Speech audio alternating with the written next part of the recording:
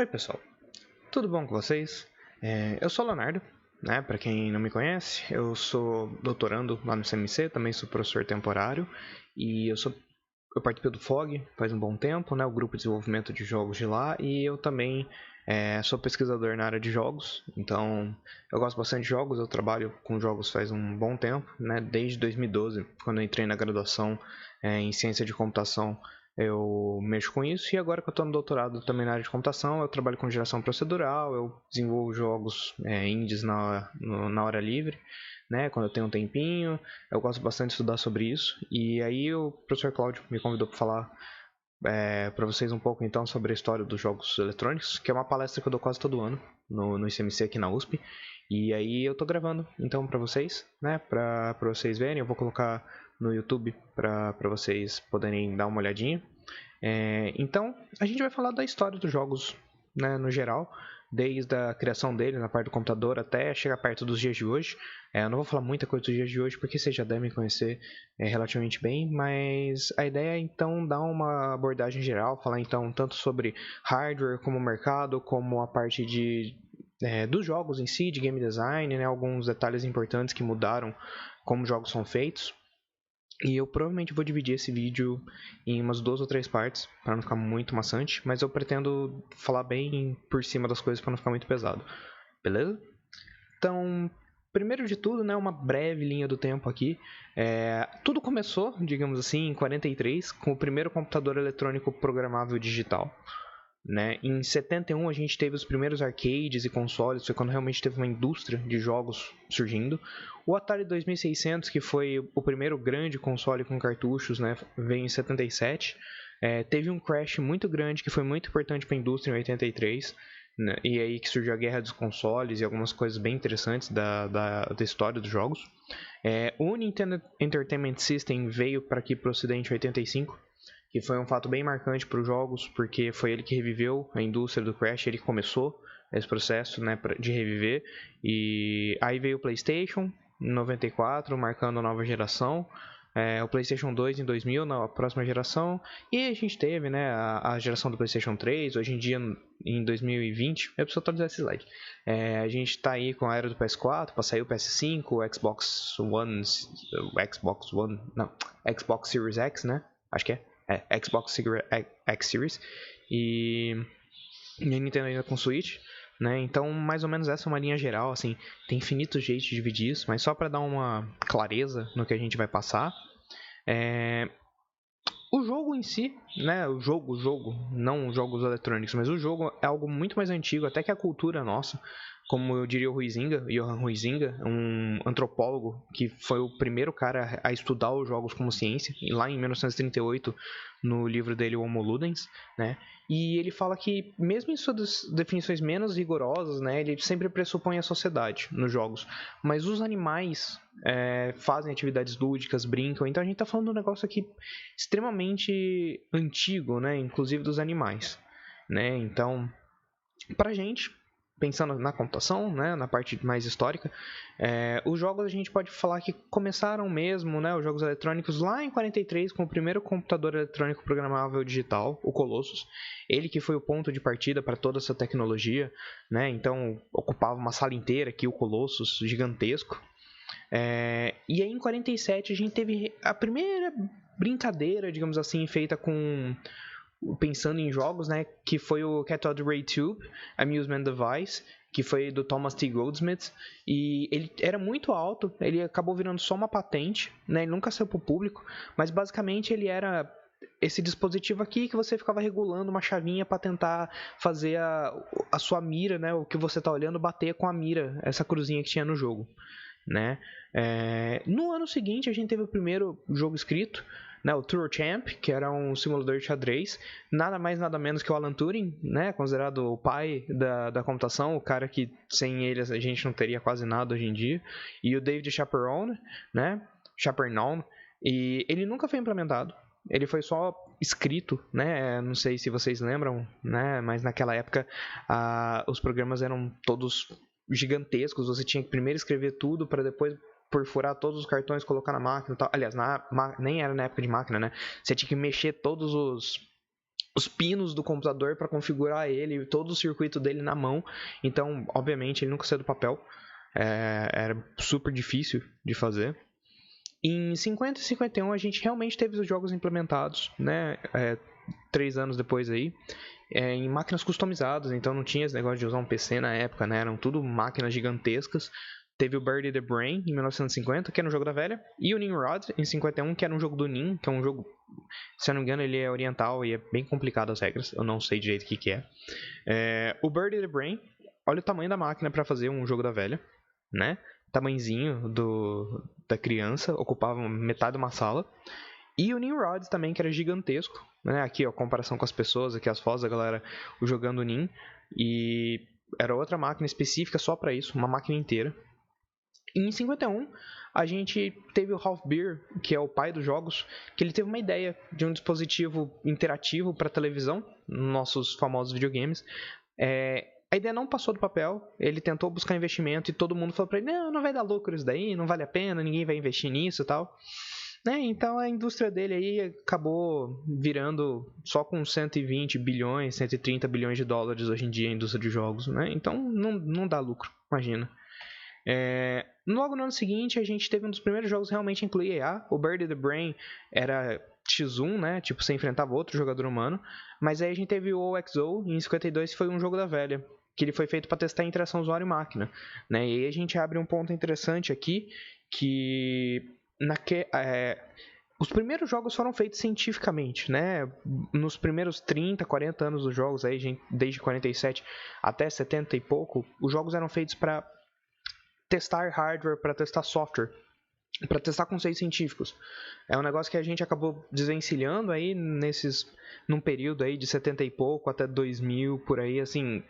Foi um período que a galera acabou vendo o jogo só como diversão e, inclusive, sofrendo preconceito acadêmico, né? Eu trabalho com jogos, você só brinca, só se diverte. Hoje em dia tá mudando isso aos poucos, mas é bem interessante pensar nisso, né? Que os jogos no começo foram feitos, quase todos eles, para não dizer todos, pensando em atividades sérias, né? Pensando na ciência, em pesquisa, em educar alguma coisa, como a gente vai ver mais para frente. E aí a gente perdeu isso, em algum momento a gente perdeu essa ideia de que jogos poderiam ser usados para coisas importantes. E agora estamos retomando, né? Aos poucos como sociedade. Esse era o OXO, né, um remake dele, digamos assim, uma emulação dele. Era um jogão da velha, você ficava jogando num dial, né, ficava girando as teclas para escolher cada uma das coordenadas e tal. Aí, em 55, né, falando em jogos educativos, né, a gente teve o Hutsprio, que foi um simulador de guerras construído pelo exército dos Estados Unidos. Essa máquina gigantesca, e aí você simulava os combatentes, simulava as condições de terreno, era bem complexo essa máquina. E aí, mais uma vez, né, jogos, ou pelo menos simulações gamificadas, digamos assim, sendo usadas para coisas sérias desde essa época. 58 que a gente foi ter o primeiro jogo pensando em entretenimento, que é o Tennis for Two. Ainda assim era para entreter o público no festival no Laboratório Nacional de Brookhaven. Ele era no computador analógico, não era digital. Gráficos eram em osciloscópio, nem pensar em tela como a gente tem hoje em dia, só que ele nunca foi comercializado, ele foi feito só lá pro festival mesmo, né? Então essa geringonça aqui, basicamente. E aí aqui era o gráfico dele, né? Com um oscilógrafo. Então você ficava girando a manivela para rebater a bolinha de um lado pro outro, para jogar o tênis. Então cada jogador rebatia de um lado, né? Então, só lembrando, né, naquela época de 1950, os computadores eram máquinas processadores de batches. Não era roda um programa, roda outro programa, roda outro programa. Você pegava um batch de programa, né, um pacotão, botava ele para rodar e deixava dias, às vezes, semanas, né, ele rodando. A memória e a velocidade deles era muito limitada. Você não tinha chaveamento de contexto, múltiplos programas ao mesmo tempo, nem pensar.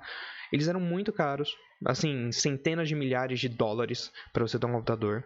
Muito difícil de fabricar, pouquíssimas empresas fabricavam e demorava muito para fabricar. Não favorecia em nada disso o uso de jogo, né? Você precisa de interação em tempo real para jogar, você precisa fazer vários processos ao mesmo tempo, precisa de memória, precisa de velocidade de processamento. A gente está falando de memória na casa de bytes, a gente está falando de processamento na casa de hertz, não estamos falando de quilo, mega, giga, né? No máximo aí, né, era kilohertz nessa época. E aí, em 57 surgiu o transistor, que facilitou tudo, né? Barateou muito o custo, reduziu o tamanho das coisas. Em vez de ocupar salas, você começava a fazer coisas ocupando móveis, pelo menos. Era já uma boa diferença. Em vez de ter um negócio tipo 3, 4 metros de largura, tinha só 1, 2 metros, né? Facilita bastante. E aí a gente começou a ter, no fim da década, o computador em tempo real. E aí os estudantes começaram a ter permissão para criar tasks, né? Para criar os próprios programas e pôr para rodar. E aí a gente vai ver o primeiro jogo relativamente difundido com isso. Que em 62 veio Space War, com exclamação. É criado, então, no laboratório de nerds do MIT.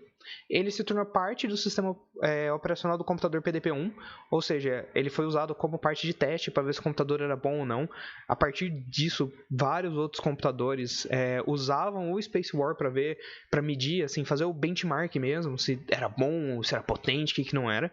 O criador dele, o Steve Russell, ele não levou a ideia adiante porque ele achava que não existia mercado, mais um, né, na grande lista de pessoas que não acreditaram no potencial dos jogos. Só que o Space War inspirou muitos outros desenvolvedores. A gente vai ver até lá em 80 a gente ainda inspirado pelo Space War. E ele influenciou também a interface gráfica. Nessa época não tinha interface gráfica, né? Tudo teclado, digitando e tal. Você não tinha aquele feedback com o usuário. E aí depois do Space War eles viram a importância de você ter um bom feedback, né, para o usuário, o quanto facilita. Então, poxa, se não existissem os jogos, a gente não teria interface gráfica como a gente tem hoje em dia. Que coisa, não? Esse era o Space War, né? Também com aquele visual em oscilógrafo, né? Você basicamente tinha que ficar tentando fugir desse buraco negro que ele ia atraindo sua navezinha e o inimigo tinha que cair nessa navezinha, nesse buraco negro. No fim da década de 60, a gente finalmente teve os terminais com tubos de raios catódicos. A nossa TV antiga, né, que tem na casa da avó da gente, eles ficaram bem mais comuns, né? E os recursos computacionais continuaram aumentando. Então a gente começou a ter time sharing, você dividir o contexto, né? Você está fazendo uma coisa, ele para, faz outra coisa, roda outro programa no computador. A gente começou a ter BASIC, né? As linguagens de alto nível mais simples, porque antigamente era assemblyzão mesmo. Você tinha que fazer quase o comando na máquina, linha a linha. Você começou a ter os jogos feitos por estudantes de faculdade, o preço da TV caiu, popularizou, e aí sim que a gente começa a ter jogos comerciais. Então, na década de 70, o custo do computador diminuiu bastante. Você tinha mini computadores aí na janela de 10k dólares. E ele foi ótimo para a indústria de jogos operada por moedas, os nossos arcades, o caça-níquel, como a gente chama aqui no Brasil muitas vezes, né? Em 71, então percebe que a década de 60 para 70 não teve muito avanço. Teve Space War e foi isso, assim, foram alguns clones de Space War por aí e tal, mas sem muita coisa. Mas no meio da década de 70 isso começa a deslanchar, né? Então a gente teve o Galaxy Game, que foi, obviamente, inspirado em Space War. Foi o primeiro videogame operado por moedas, né? Um arcade, né? Que a gente tá falando, arcade, o gabinete, no caso. Ele custava 10 cents para jogar. E ele ficou na União de Estudantes na Universidade de Stanford até 79, ou seja, fez bastante sucesso. Os estudantes se reuniam, né, para ver essas partidas e tem umas coisas bem engraçadas, porque foi tanta gente, mas tanta gente que via essas partidas que a universidade resolveu instalar um circuito de TV fechado só para exibir essas partidas. Foi literalmente só para isso, porque a galera tava reclamando que não conseguia ver e aí a universidade acabou instalando para o pessoal poder ver de outras salas e não lotar tudo no mesmo lugar, né, para não lotar a união. Genial, genial. Esse daqui era o gabinete do Galaxy Game, né? Essa coisinha bonita aqui. E aí no mesmo ano veio o Computer Space, criado pelo Nolan Bushnell, que ele é considerado o pai da indústria de jogos, né? O Ralph Baer é o pai dos jogos, ele é da indústria. Ele trabalhava num parque de diversões. Ele se inspirou, obviamente, em Space War. E foi o primeiro jogo comercialmente lançado. Ele foi um hardware feito pelo próprio Bushnell, e ele reduziu muito o custo original de 120 mil dólares, fazendo ele mesmo. Né? Esse carinha aqui, o Bushnell. E esse era o Computer Space, com esse design super futurista e estranho. E aí, exatamente talvez por esse design muito estranho, né? Ele foi uma falha comercial. Ele só vendeu 1000 gabinetes daquele e ele culpou a companhia que criou a máquina, né? Mas foram vários problemas, né? Você tinha uma jogabilidade complexa, 6 botões, numa época que ninguém sabia jogar, para jogar um joguinho de nave. Então, 6 botões é uma coisa bem complexa. Era uma mídia nova, um contexto novo, uma interface nova. Então, as pessoas não conseguiram lidar com aquilo, né? Inclusive, o Computer Space conseguiu muitas moedas no Dutch Goose, mas ele não arrecadou quase nada em um bar de trabalhadores. Então isso exemplifica bastante essa falta de acessibilidade, porque o Dutch Goose é um bar para o pessoal da Universidade de Stanford. E aí o Computer Space ele obedece à primeira lei, né? A inércia. E é isso que era realmente difícil para as pessoas que não entendiam, porque o que isso quer dizer, né? Quando você começa a jogar uma coisa, você precisa primeiro quebrar a barreira de começar a jogar para você gostar daquilo e continuar jogando. É o que acontece com quase todos os jogos que a gente joga. Só que era tão inacessível para as pessoas que não sabiam mexer no computador, lembra? Naquela época, computador só gente na universidade mexia.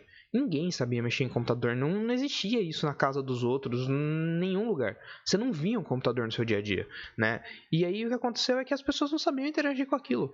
Não tinha nenhum conhecimento para interagir com os computadores. E aí só a galera que sabia um pouco melhor que jogava, se divertia muito e jogava muito, né? Lotava no Dutch Goose. Mas a galera que não conseguia interagir não conseguia entender como jogar e aí não jogava, certo? Esse era o Computer Space original, tinha uma navezinha que ficava fugindo dos ataques dos inimigos e tal. Em 71 também, um ano bem tumultuado, saiu Oregon Trail, o primeiro jogo educativo em si, né, pensando um jogo em si, pensando em educar, diferente do Hudspeel, que era uma simulação que acabava treinando as pessoas. Ele fez muito sucesso só em 85 depois, e ele contava a vida dos pioneiros dos Estados Unidos, né, atravessando lá o país para desbravar tudo, e assim, era um jogo feito para você morrer. Você ficava morrendo de tudo que é doença absurda, você passava fome, você era assaltado, era um jogo bem pesado, né? E aí você sempre pegava e morria de catapora, de alguma coisa assim parecida.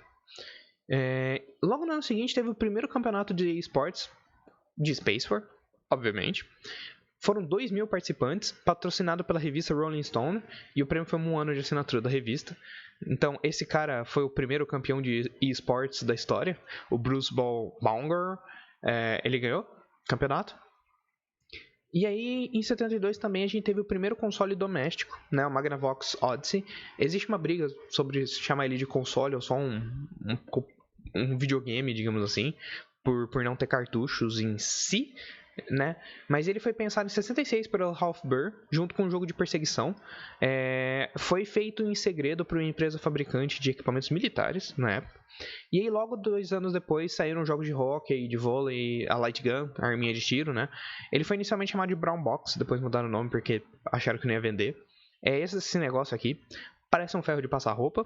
E esse é o controle. Você fica girando as chavinhas, apertando os botões e tal. É, tipo, muito louco o design disso. Assim, muito diferente do que a gente vê hoje em dia.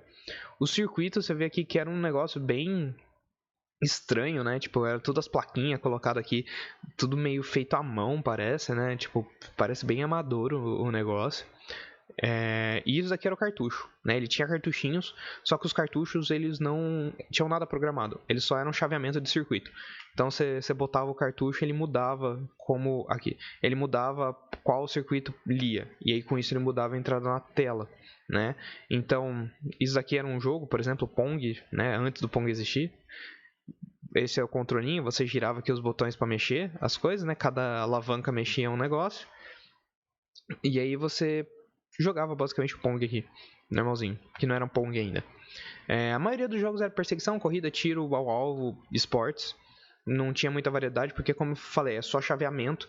Ele tinha até um pano colorido que você põe em cima para fingir que era um cenário, digamos assim.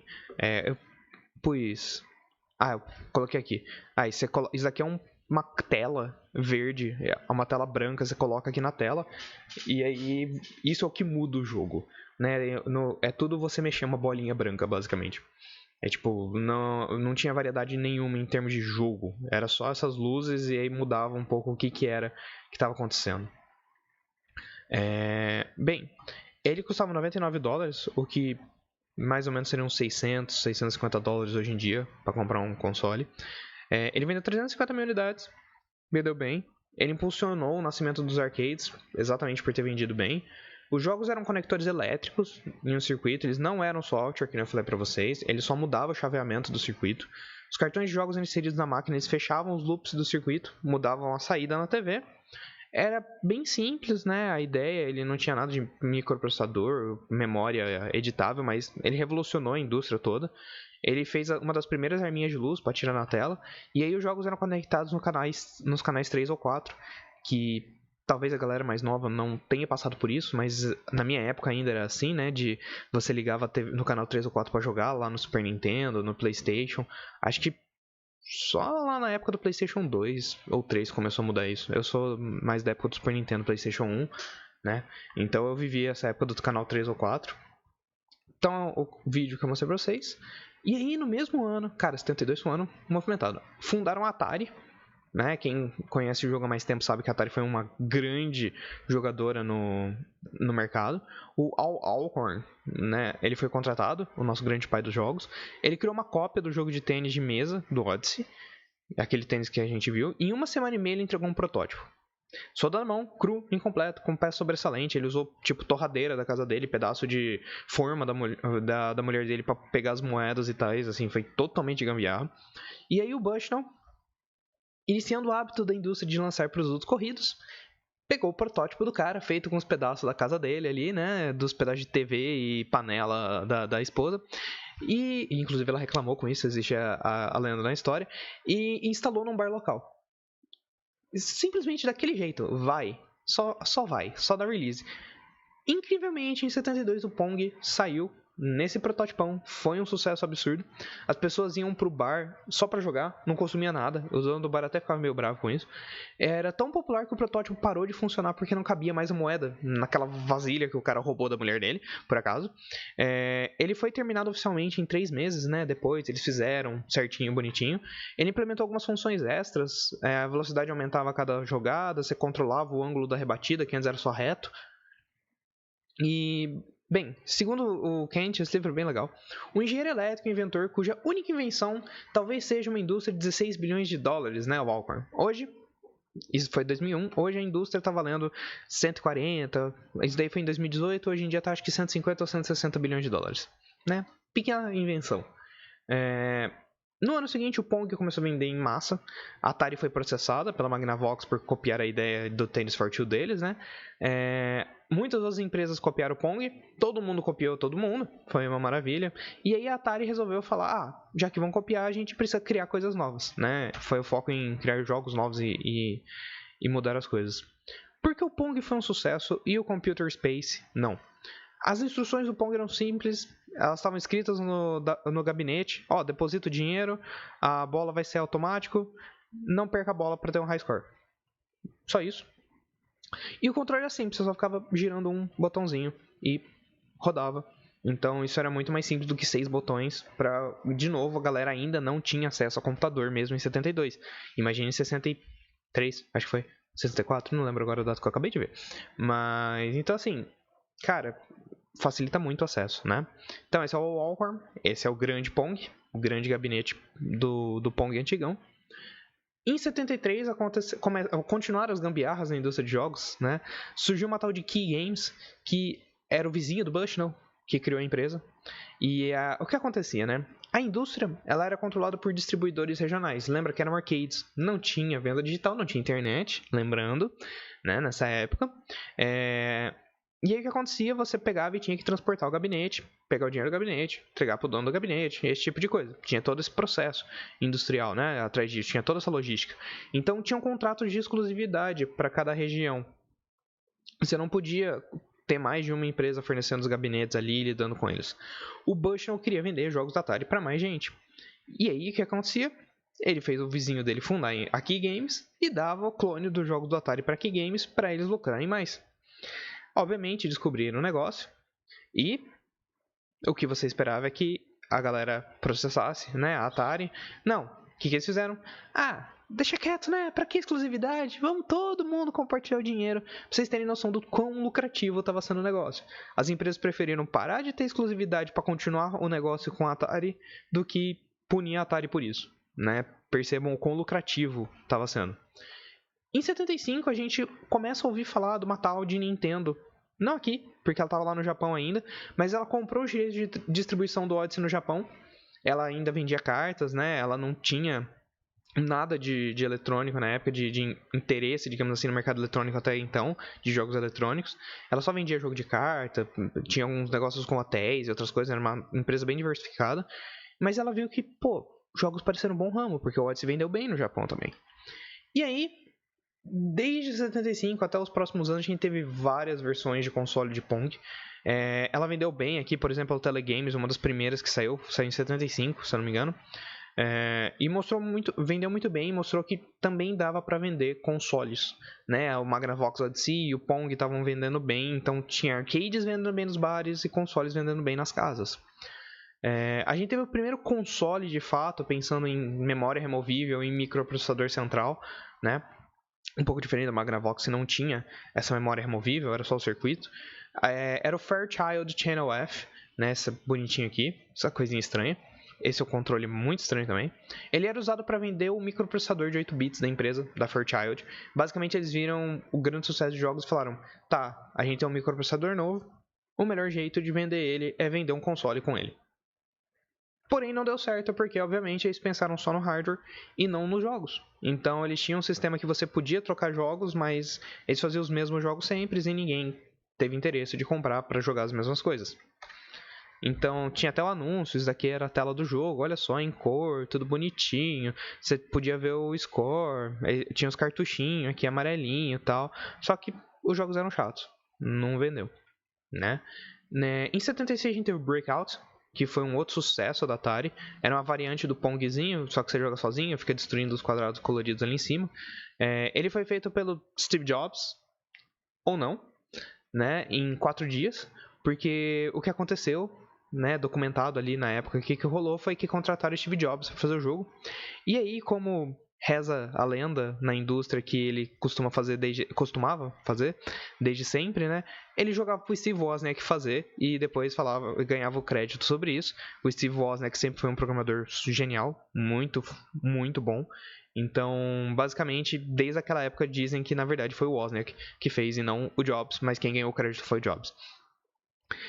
O Breakout foi super famoso, influenciou o Tomohiro Nishikado a criar o Space Invaders, que foi Space Invaders é um dos jogos mais famosos da história da humanidade, junto com Pong, obviamente.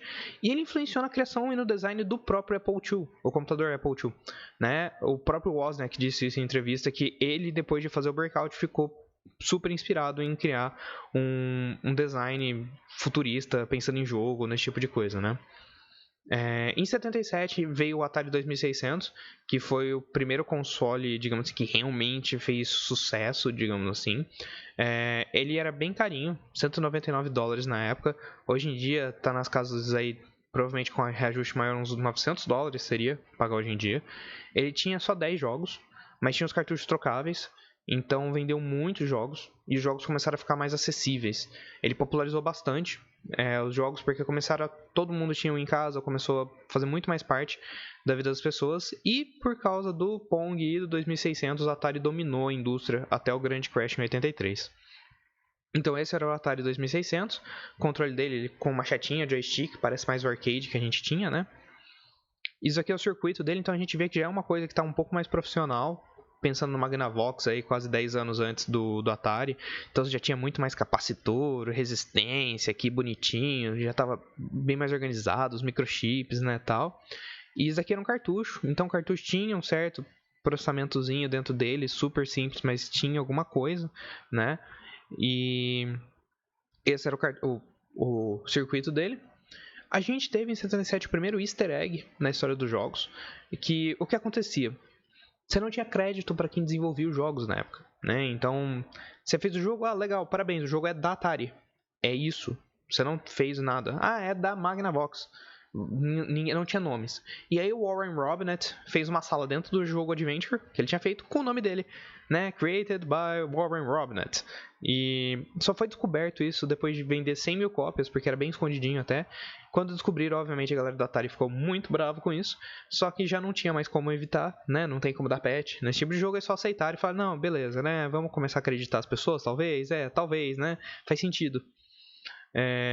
A Mattel, nesse mesmo ano, outro ano movimentado da indústria, lançou um dos primeiros jogos portáteis, o Mattel Electronics Football. Em 78, vendia até 500 mil desses jogos por semana, de tão pouco sucesso que fez. E os jogos também estavam fazendo sucesso na Europa na época, começaram a ter clones de Pong, clones dos clones de Pong, no caso, né? Eles começaram a clonar os consoles. Esse daqui era o Mattel Electronics Football, você ficava mexendo aqui a bolinha como se fossem os quarters de futebol americano e ficar tentando atirar nos outros e tal, acertar no gol, né? A bola e tal. O Space Invaders, que a gente tinha falado, né, saiu em 78, do Tomohiro Nishikado. Foi feito pela Taito, no Japão. Foi um grande sucesso. Teve uma grande demanda para versões domésticas do jogo. Obviamente saiu em tudo que é console da época quase. Foi o primeiro jogo de arcade oficialmente licenciado, né, que alguém diferente da fabricante do arcade fez. Ele quadruplicou as vendas do Atari 2600, ele sozinho.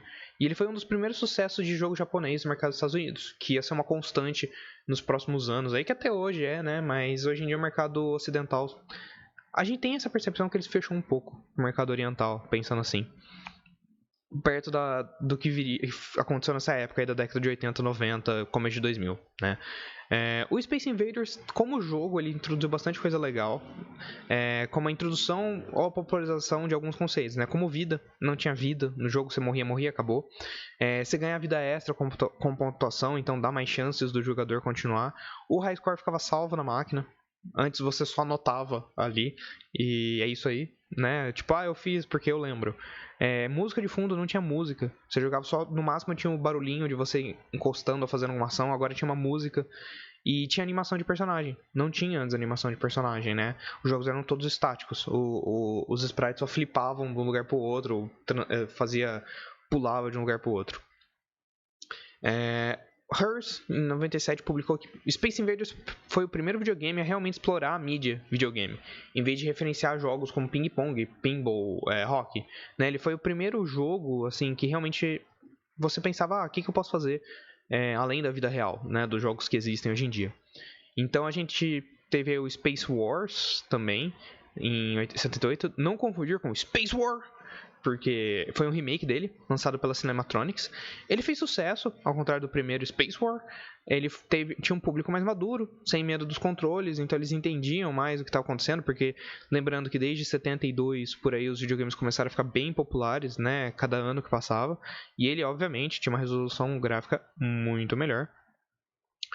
A gente teve também um console que ficou bem pouco famoso, só que bem interessante, que é o Bally Professional Arcade, que foi lançado em 78. Era caro, não fez sucesso, mas ele permitia criar e salvar programas Basic em fita cassete. E isso foi bem legal porque foi meio que o primeiro console, digamos assim, que gerou indie devs, né? Desenvolvedores independentes, porque teve uma comunidade de fãs bem pequena, mas bem dedicada, que faziam e trocavam jogos entre si. Era esse console aqui, o Bally Arcade, né? Você colocava a fita cassete aqui e jogava. E também em 78 teve outra novidade, que foi o Beneath Apple Manor, que foi o primeiro jogo a utilizar a geração procedural. A gente geralmente acredita isso a Rogue, mas o Beneath Apple Manor foi o primeiro a fazer roguelike com gráfico, né? Então você explorava aqui a aventura, você se movia, escolhia a direção, escolhia o que fazia de ação. Então o gênero ficou conhecido como roguelike porque o Rogue foi o primeiro famosão a fazer isso. Esse jogo não vendeu muito, mas esse foi o primeiro jogo. O que é geração procedural? Se alguém não sabe, é você criar conteúdo a partir de algoritmos. Então você não tem que desenhar as coisas na mão, você não tem que criar um nível na mão, você não tem que criar qualquer coisa. Hoje em dia a gente trabalha com geração procedural para criar. Então na época você não tinha isso. Ele basicamente criou isso em jogos, né? Que ele era feito especialmente para deixar o jogo maior com um pouco. Porque aí só com o programa você criava conteúdo. Você não tinha que salvar o conteúdo que você criou lá, salvar fase por fase ali para ter essa variedade. Por quê? Porque não tinha memória. Né? Então se você pegar o Atari 2600 em 77, o cartucho tinha de 2 a 32 KB. Na próxima geração, em 82, né, que é depois dele, na época dele era de 2 a 32 KB. Era isso que você tinha que fazer. Depois todos tinham 32. Aí na geração do NES em 83 era 512, 768 KB. Na quarta geração começou a ter de 512 KB a 16 MB, né? Então era muito pouco espaço. E aí a geração procedural ajudou muito nisso. Mas voltando para a história em si dos jogos, né? Em 79 a gente teve o Space Invaders saindo para console, feito pela própria Taito, né? O primeiro jogo de arcade licenciado e portado para um console doméstico. Antes era só a fabricante do console que fazia. Ele alavancou muito as vendas do Atari 2600, que eu disse para vocês, e foi o cartucho mais vendido da década de 80, né? Em 79, aquele grande problema que a gente tinha visto do easter egg, né, de não acreditar os desenvolvedores, teve um pico aí, que foi a criação da Activision, né? Por causa dessa falta de reconhecimento dos desenvolvedores e má administração da Atari, fez com que muitos funcionários saíssem da empresa. E eles fundaram a Activision, que foi a primeira empresa de desenvolvimento de jogos terceirizados em si, né? Que eles realmente só foram lá para fazer jogo. As outras empresas eram fabricantes de console que faziam jogos. No caso deles era, não, vamos só fazer jogos. A gente teve também Intellivision, que foi a Mattel basicamente entrando de voadora no mercado de jogos, que era, para quem não conhece, a Mattel é uma fabricante de brinquedos super famosa até hoje, né? E ela conseguiu boa parte do mercado da Atari, não conseguiu bater na Atari, porque a Atari dominava tipo 90% e continuou dominando 50%, 60% depois deles. Eles tinham gráficos melhores que a Atari, som melhores, só que como a Atari tinha muita fama ainda, eles não conseguiram quebrar totalmente o domínio da Atari. Mas foi a primeira guerra dos consoles, digamos assim, né? Ele teve campanhas bem agressivas de marketing, então tinha comparação lado a lado dos gráficos, dos sons e tudo mais. Eles mostravam que eles eram melhores em tudo, mas o controle também dele era bem ruim, né? O Atari tinha aquele joystick bonitinho, com botão mais intuitivo, isso aqui era um telefone, basicamente. Então isso era bem confuso para o usuário, foi um dos motivos que talvez ele não vendeu tão bem.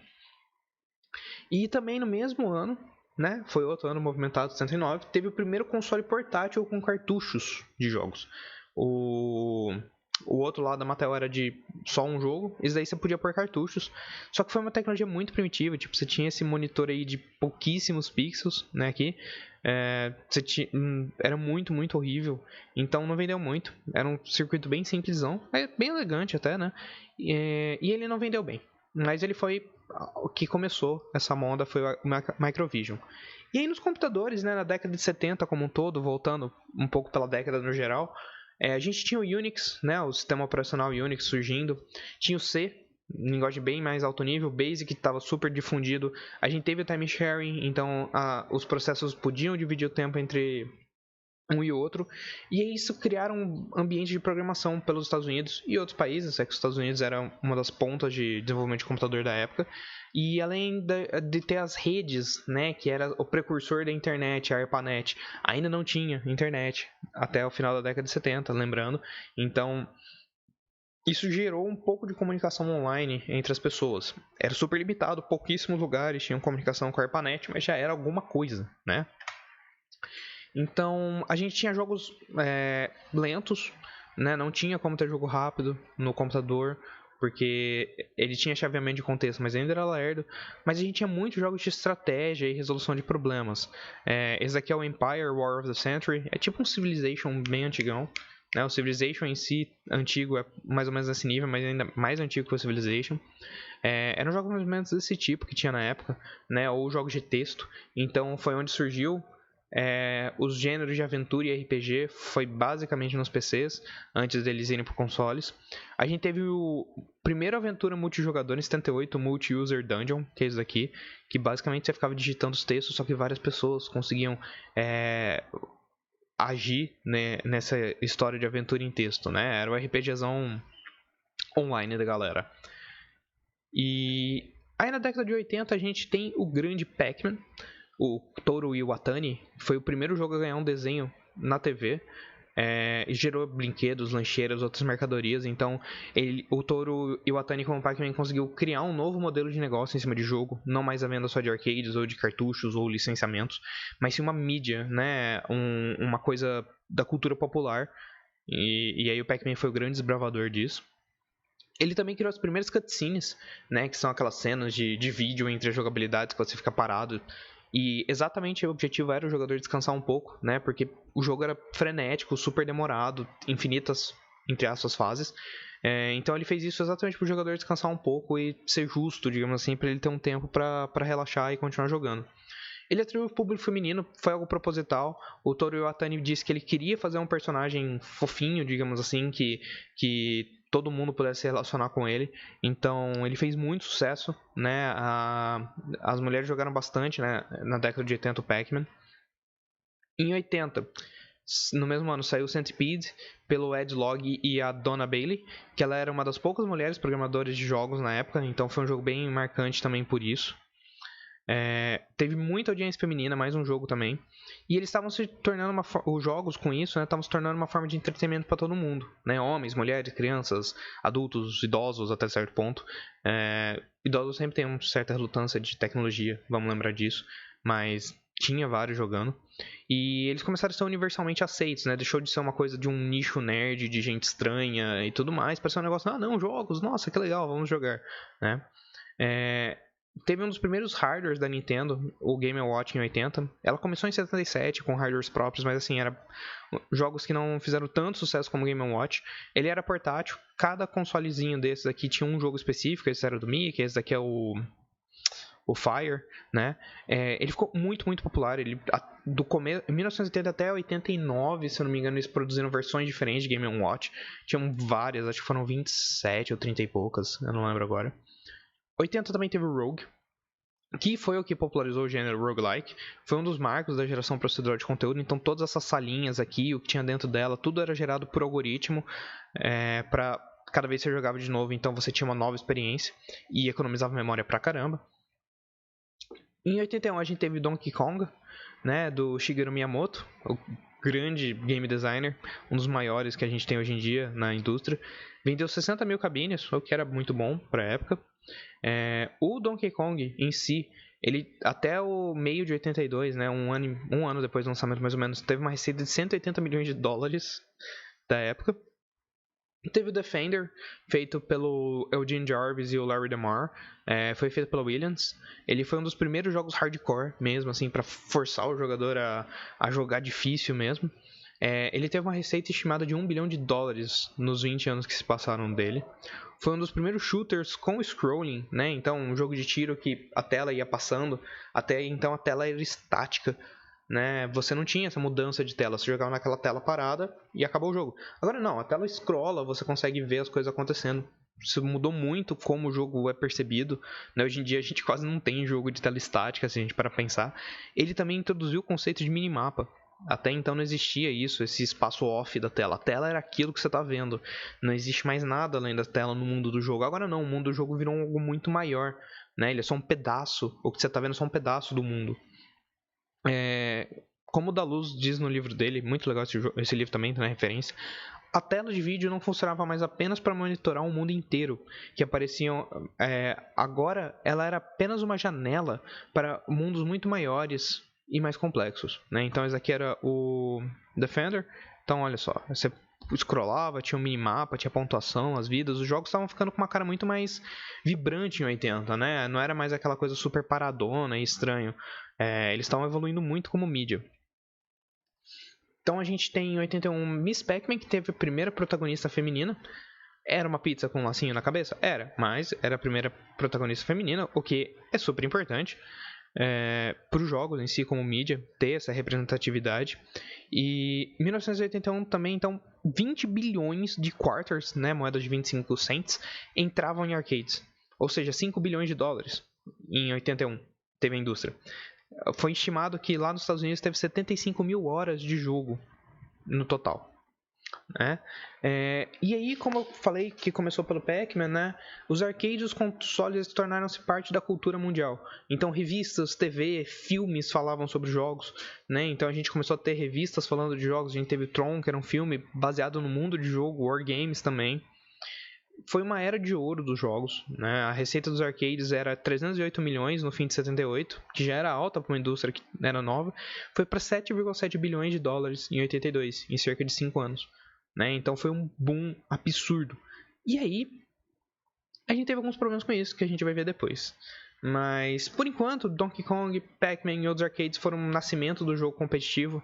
Então a gente tinha lá o primeiro esporte com o Space Wars, só que agora realmente as pessoas estavam competindo entre si. Os jogadores de elite começaram a surgir. A gente teve competições e disputas por high score, né, por maior pontuação. E aí os participantes não eram mais o estereótipo do garoto adolescente. Todo mundo jogava e brigava pelo melhor score, né? Inclusive, em 84, uma moça chamada Dottie Self conseguiu o recorde mundial de Q*bert, que era um joguinho de arcade bonitinho aqui, que você tinha que pisar em todos os quadradinhos sem morrer. Ela ganhou o Twin Galaxies Video Game Masters Tournament aos 58 anos de idade. Olha só. Essa senhorinha aqui, super fofa. Então, os jogos eram para todos, né? Os jogos dessa época não eram feitos para maratonas, apesar de serem competitivos, não era para jogar muito. Então, os criadores pensavam que o jogador perderia minutos, até porque era um arcade. Quanto mais você morresse, mais você dava dinheiro para jogar de novo, né? Então você não queria que o jogador ficasse vivo o tempo inteiro, porque você não ia ganhar dinheiro com isso. Só que aí o que aconteceu é que começaram a ter esses jogadores competitivos, né, de elite, que eles jogavam até o fim do jogo. E na maioria dos casos não existia kill screen, né? Não existia o fim do jogo. Então aparecia esse tipo de tela, que era o bug, né, o fim da memória de endereçamento do processador. Você não tinha mais memória a partir daquilo, ele carregava lixo. Acabou. Por exemplo, esse daqui é o nível 256 do Pac-Man, que é o endereço de memória de 8 bits, né? Vai de 0 a 255. Ele tá no 256. Acabou. No Donkey Kong era o nível 117, o Jumpman, que é o Mario, ele morria em 4 segundos. É isso. Você entrou no nível, ele carrega umas coisas zoadas, o Mario morre. Os jogadores de casa também estavam melhorando nessa época, então outra coisa interessante. E aí as companhias como a Activision, ela começava a dar prêmios no mundo real para os jogadores que iam bem nos jogos deles, em casa, nos consoles. E aí os jogadores que enviassem as cartinhas, né, com o high score deles, recebiam um emblema bordado que você podia costurar a roupa, como um brochezinho assim, uma medalhinha, né, uma medalha de honra. E aí as recompensas eles satisfaziam os jogadores e aumentavam o marketing, então todo mundo ganhava com isso. E você tinha uma cultura de jogos, né? Assim, dizem relatos que na época os caras saíam com esse broche e aí o pessoal olhava na rua, nossa, ele é super bom naquele jogo, tal, nossa. Realmente era um negócio de status entre os jogadores, né? Eram esses brochezinhos aqui, ó, bem bonitinhos, né? Eles eram bem, bem legaisinhos. A estimativa de 82 é que tinham 24 mil arcades locais, né?